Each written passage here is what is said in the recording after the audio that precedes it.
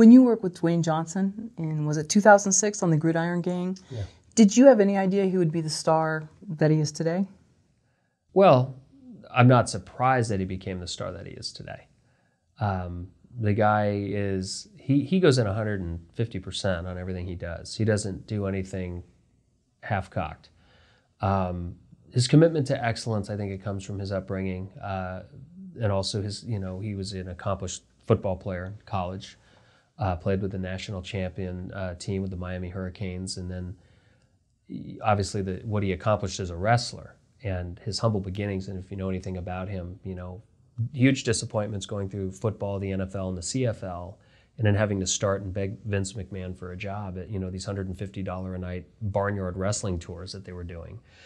And you look at where he truly came from, and just his passion, his devotion, and his commitment to learning the craft and making it as good as. I think there are those few people that you say he can accomplish anything he wants. I think that's somebody I would put at the top of the list. Absolutely. Do you remember anything notable from being on set with Dwayne Johnson? Yeah, sure. It was a memorable time, and fortunately, proud to say that we remained good friends. Here we are 14 years later. Still can call him a friend. Still in touch. He's, as I said, his commitment to excellence is second to none. He takes so much pride. You ever talk about somebody who, when they talk to anybody, it didn't matter if it was the guy who was cleaning the toilets. It didn't matter if it was an extra. It didn't matter if it was the director or me, producer, or anybody. When he talked to you, he was there 100%. It was all about this moment with that, whoever he talked to. And I think the most memorable time for me when we were making the film was we were about 2 or 3 weeks in. We were shooting during the summer. It was probably May or June. And we were shooting up at the prison in Malibu, where my father and I shot the documentary. We went back and shot the scripted piece with Dwayne there. And he got really sick. He got a flu, something, we don't know if it was food poisoning or what, but something happened. And, it was one of those things, the medics were called, it was just, you're star sick. You get the medic there, you have a medic on set, and they were checking his blood and his this and that. And it was like, first thing he was to say is, look, we're here for 3 months, dude. You want to call? He said, no. I got this. He goes, I need 10 minutes. Give me 10 minutes. Let me hydrate. Let me let some of the aspirin kick in. We'll do this. And what was interesting, it was his first real deep scene with one of the kids, where he was interacting with one of the kids from the program. And I don't know if anybody remembers the film. It's a scene where he's encounters the Samoan running back, Junior, in the middle of the yard at night. The kid had a call because it was his daughter's birthday, and he was pissed that he was missing his birthday.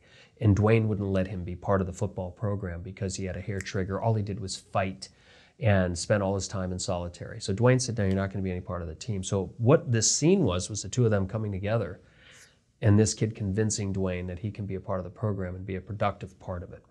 And I knew at that moment, we've all seen people tough it out. But you want to talk about being able to completely block out what he was dealing with and rise to the occasion or accept the challenge, which was the saying on Gridiron Gang. He did it, and I knew at that moment, I said, God, this guy, he wasn't created.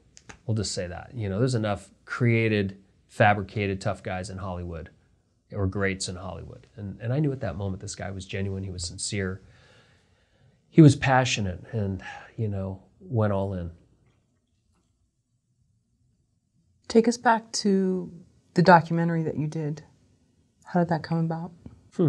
Funny story. My father, my stepmother, and I had done a host of reality shows before the term was a term. They were documentaries on probated youth. It started with Desperate Passage back in 1986, then became Maiden Voyage.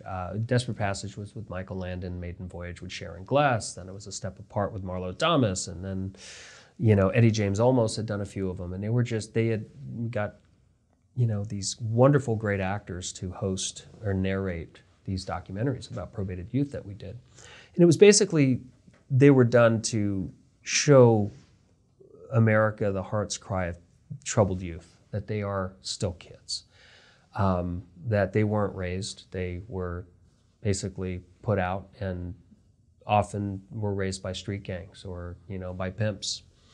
and drug dealers, and that these were still children. They were still human beings that deserved a chance. And we learned over the years that a kid didn't care what you thought unless he knew you cared.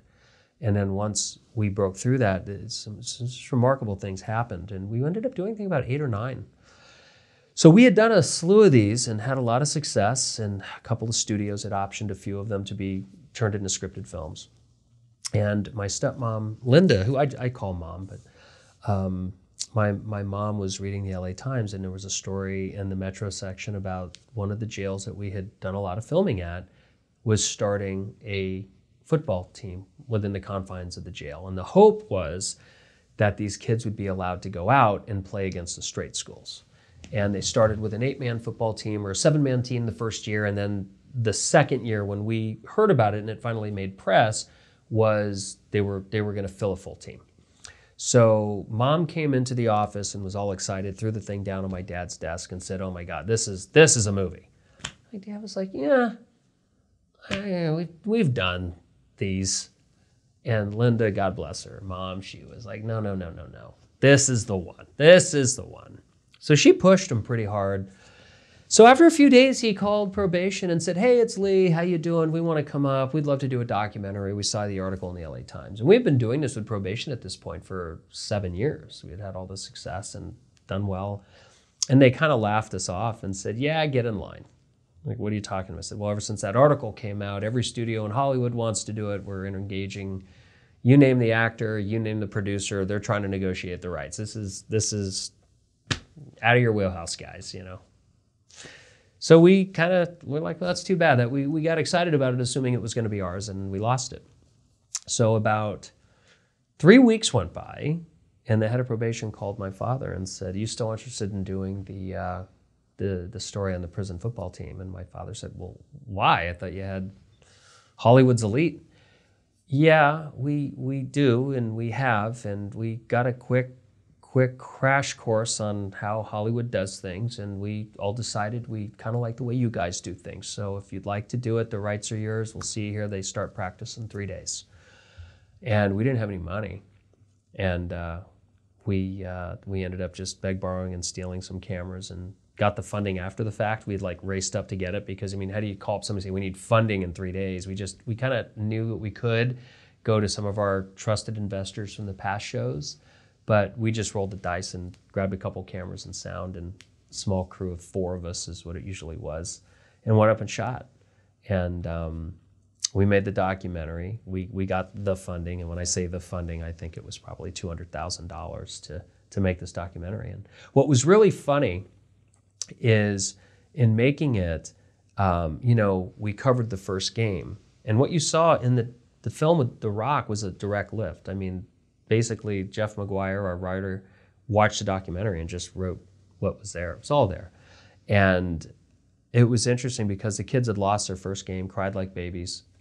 We all went our separate ways. That was the movie. It was over.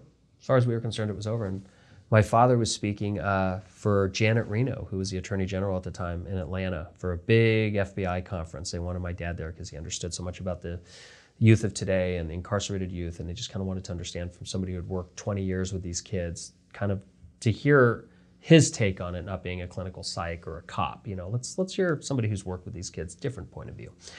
So my dad goes to Atlanta with my mom, and they're gone, and it was like they made a week out of it because my uncle lived in Florida and they were going to spend time with them. I get this phone call from my father. He said, "Hey, what are you doing this weekend?" And I was like, "I'm just hanging out. What's up?" He said, "The documentary we did on the film with the football team?" I said, "Of course." He said, "Well, those little brats are playing for the state championship. I need you to get a couple cameras. I need you to go handle it. And then there's an awards banquet after that. I need you to go deal with it. I'm stuck in Atlanta."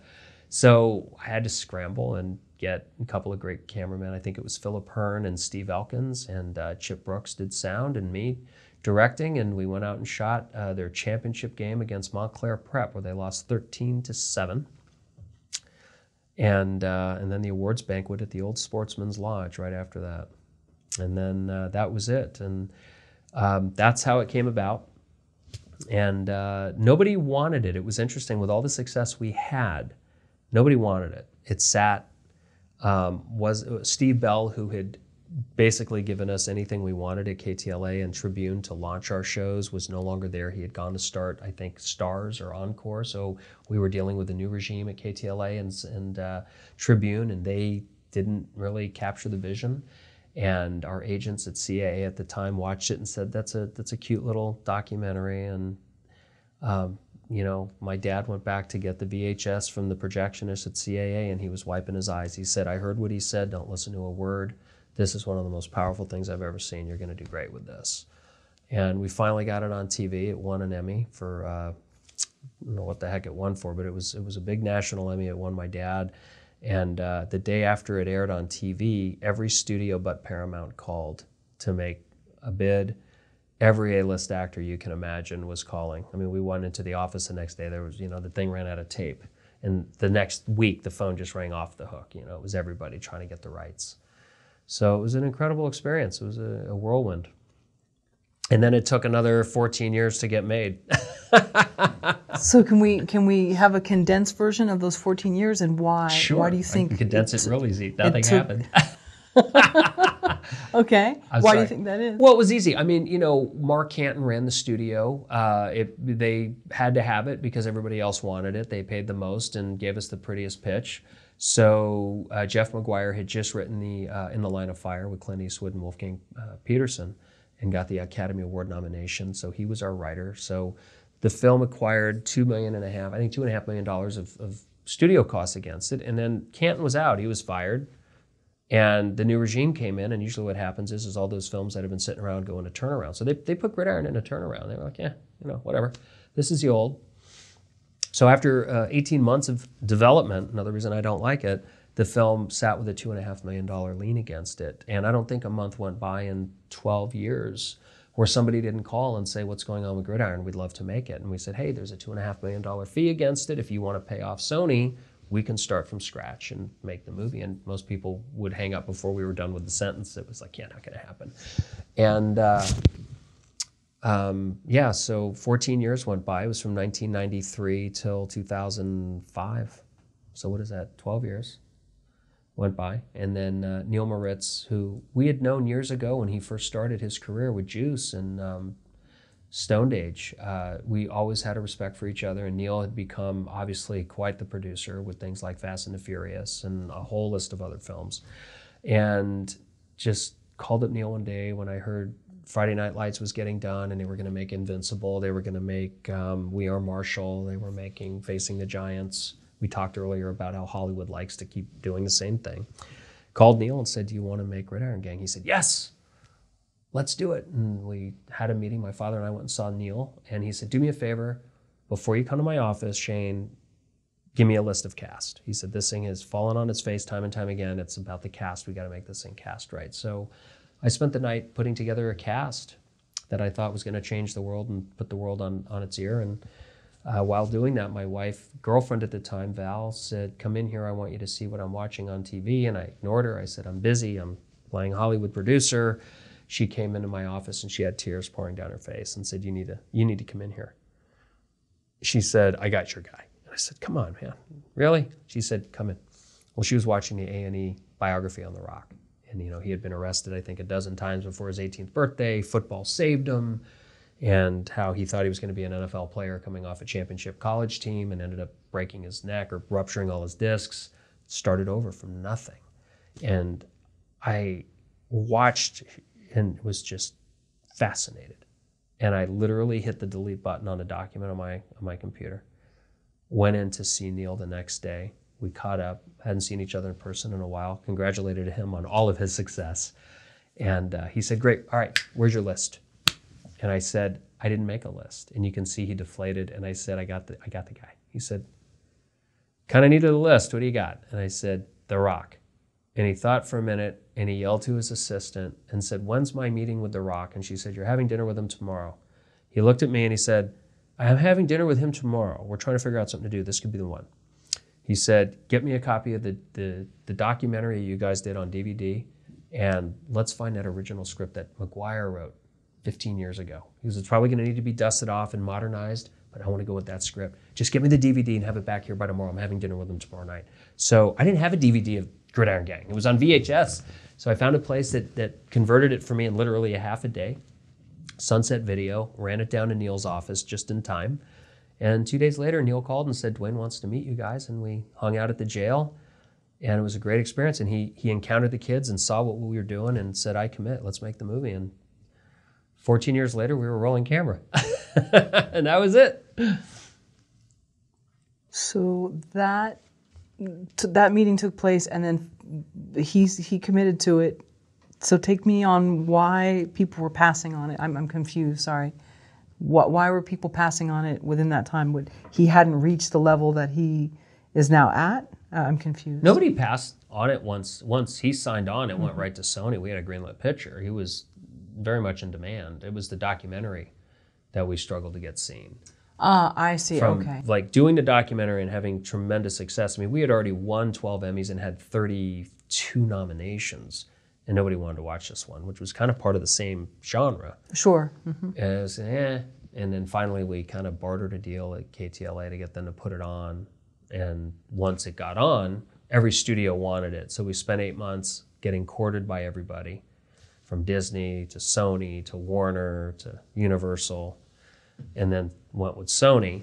And then Canton developed it, and then he got fired. So then everything just went into turnaround. So it's that. We couldn't do anything with it because there was a $2 million lien against it from Sony. And what was really cool, maybe this will help clarify, Neil, because of his reputation and his deals that he had at Sony, he was like, look, the $2.5 million they're claiming needs to be paid back. He goes, that was 14 years ago. That money's been written off. It's done. It's gone. It's a new regime. I will deal with that. And Neil went in and talked to Amy Pascal, who captured the vision of the project and was very excited about it, and said, all right, let's waive the 2.5. Let's put this back on a fast track and, get a star that we want and we're excited about. Let's do it. Fortunately, they were excited about Dwayne, and we were rolling. He had to go shoot a film. I think it was Doom or The Game Plan, and then I think it was Doom. And then as soon as he got back, we started ours immediately. And off we went. And then what was the reception once the narrative version was finished? Once the film came out, it did very well. It was frustrating because we finished it in, I think it was, I want to say 05 or 06 in September. We were supposed to come out during the Super Bowl, like build up to the Super Bowl. We wanted to give them that football movie. And at the last minute, Sony decided, we're going to push it another 9 months. We'll come out in September. So it was like, it's only been 13 years. What's another 9 months? Film came out. It went #1, did very well. It was #1 for 2 weeks. It did well. I think the fact that there were 3 other football movies out, like Invincible and We Are Marshall and Facing the Giants, didn't help us. But it's still, I think it did 30 or 38 million domestic in the box office. One thing that you don't hear about was we were very fortunate with home video. Sony created Blu-ray, as we all know. And there was a race between 2 mediums. It was Blu-ray and another home high-def system. I don't remember what it was. And Sony decided when they launched Blu-ray they were going to do it on 2 films. They did Spider-Man 2 and they did Gridiron. So what happened is Gridiron came back and Dwayne had become such a big star during that time. The DVD and what little VHS sales were very, very strong. And then when they recycled it for Blu-ray while it was still relevant, it more than doubled again. So it had this extra boost that nobody expected, which was really special. So yeah, that was Gridiron. It did well. It was fun. And it's nice to have that in my resume. And I don't mean that. It's a career that's now 48 years going. It's nice to have had the #1 blockbuster. And it gives me, we talked about chasing that success I had as a 16-year-old. It gave me that validation at 30, 37, 36. And it really reminds me that everything's okay. Maybe every 10, 15 years I'll have one, but maybe I won't again, but it's okay. I slayed the dragon and I can just move forward and be comfortable with what I do. And you had some people give you advice as well that had also had success early in life who kind of like put things in perspective? I was very, very fortunate, with some of the people that I had run with or worked with or befriended over the years. People that come to mind are people like Charlie Sheen or Bret Michaels. There's the singer from Poison, obviously Rock of Love, Celebrity Apprentice. Everybody knows Bret now. From all different different places. And Brett and I have been best friends since probably 93 or 94. And here's a guy who had tremendous success, came from very humble beginnings. You know, him and the guys from Poison jumped in a van, drove from Harrisburg, Pennsylvania to LA, lived in an abandoned warehouse or an abandoned laundromat for 3 years trying to make it. And they had, in the 80s and 90s, had so much success. And then the music styles changed, and talk about a guy who was able to reinvent himself. You know, Brett's had to reinvent himself 3 times, and he's done well every time. And the one thing he taught me was, the cool thing is, you know, when he had Every Rose Has Its Thorn was his #1 hit. So we kind of joked about, I had my Gridiron, he had his Every Rose. It was kind of funny when that finally happened. And he said, here's the cool thing about that. Nobody can ever take it away from you. He goes, there will be another 52 movies this year that'll go #1. He goes, that's fine, but you still went #1. And I never forgot that. I never wore that conceitedly or with arrogance, but it gave me the affirmation that I think so many artists, you know, you want that, and that helped. But he always gave me the greatest advice. He always said, know when to get off the merry-go-round. You know, we talked about that, you know, getting off the merry-go-round at the right time. There's people that jump off it too soon, and it's still moving too fast, and that's not good. You know, you think about getting off a merry-go-round too fast, it'll kill you. And then there's the people that hang on it too long, and it comes to a stop, and people are waiting for you to get off. He said, what you have to do is figure out how to ride certain moments of your career and know when to step away. And it's never easy, you know, and I say that, I talk about a film that, you know, you have a film that does well, you can, I'll use a very generic term, you can milk that as long as you think you can, but you try not to over milk it. You try not to hinge your future on it. You realize, hey, we were fortunate, we were blessed, we had a moment in time that nobody can take from us. And there are going to be 51 other #1 movies this year, so we need to get moving and let the next people come in and do what they need to do and enjoy the moment, and let's go on and go back to work. So I've had some good advice with some people in my life that have kind of been that done there. I think that, you know, been very helpful to me. Why not give up on the project earlier? 10 years in? You're talking about giving it up while I was sitting at Sony. Well, we did, because it was in turnaround and I didn't have $2.5 million laying around with accruing interest to pay them off to get it back. The one thing that always gave us hope was, as I said, I don't think a month went by in 12 years where somebody called and said, hey, what's going on? There was actually a time where Peter Gruber called and said, I know you've got your deal with Sony, that's got to be paid off. I used to be head of Sony. I may be able to make that work. I really would like to try to make this into something. So we did a deal with Mandalay, Peter Gruber, before we ended up making it with Neil. There were a few people that would try to do some creative. So when you have a project and it's generating that interest for so long with people with that kind of juice, you never want to throw that away. You know, we talked earlier about what's a good script, what's a good story, what can you use to get a foothold in this industry? Well, when you have a product and you've got the Peter Grubers or the Neil Maritzes or the Joe Roths or the Bobby Newmeyers calling you on a regular basis saying, what's going on, man? Let's, you know, well, okay, there's something there. You don't just bury it. You can't. So I think there was always the hope that it would get done one day. I think my dad and I had always kind of said, you know, one day maybe something will come along. Maybe we'll have success somewhere else enough where we can buy out that $2 million and get it done, you know. But it all worked out. And so when you filmed at the Sportsman's Lodge, both schools were there, right, for this dinner? No. This was all for the kids. Oh, okay. It was all for the Mustangs. Interesting. Yeah, and I don't think it was the Sportsman's Lodge. It's where